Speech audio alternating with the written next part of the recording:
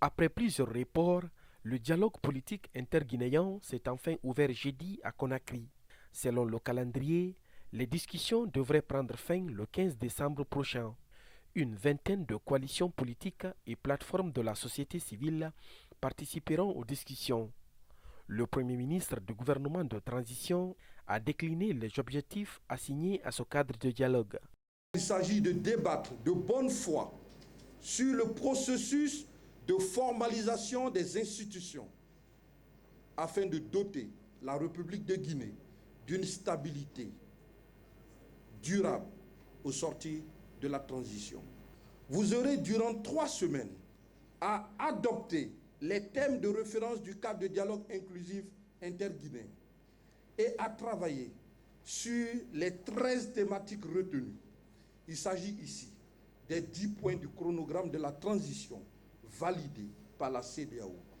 Une frange importante de la classe politique guinéenne, y compris le parti de l'ex-président Alpha Condé, a boycotté ce cadre de dialogue politique organisé par les autorités de transition. Elle accuse le gouvernement de transition de proposer un simulacre de dialogue et dénonce les conditions d'organisation de ce dialogue. Nous ne sommes pas partis à ce dialogue parce que tout simplement, nous sommes arrivés à la conclusion que ce dialogue n'est pas celui à même de faciliter le retour à l'ordre constitutionnel. Pour le retour à l'ordre constitutionnel, il faut un cadre de dialogue où d'un côté on a le CNRD et ceux qui le soutiennent et de l'autre côté ceux qui ont des revendications avec la présence d'un médiateur. À l'orée du sommet des chefs d'État de la CEDEAO, que le gouvernement se précipite à organiser de tels spectacles pour inviter tous les Guinéens, et je pense que ce n'est pas ainsi qu'on aide la Guinée, ce n'est pas ainsi qu'on faciliterait notre sortie de crise. Le médiateur de la CEDEAO, Thomas Boni Yayi, a présidé la cérémonie d'ouverture.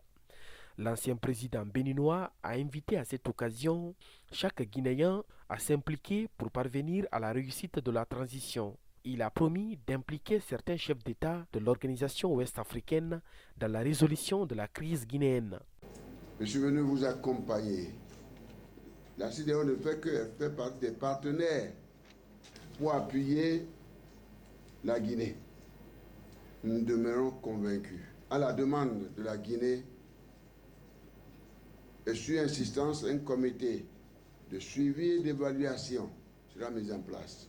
Je suis optimiste, tout le monde sera ici avant la fin de ce dialogue. Tout le monde. Les chefs d'État seront mis à contribution. Je serai en connexion avec les facilitatrices, en connexion avec le Premier ministre, avec le gouvernement, et pour m'assurer de l'évolution. Auparavant, notre ambassadeur, le représentant de la CEDEAO ici, sera immobilisé ici et nous fera le point au fur et à mesure. Ce cadre de dialogue se déroule à quelques jours du sommet extraordinaire des chefs d'État de la CEDEAO prévu début décembre à Abuja. À cette occasion, la situation politique de la Guinée sera de nouveau examinée. Ils se prononceront aussi sur le chronogramme de 24 mois convenu en octobre dernier entre les experts de l'organisation et les autorités guinéennes. Thierno Alpha Ibrahima Baldé, CGTN français, Guinée-Conakry.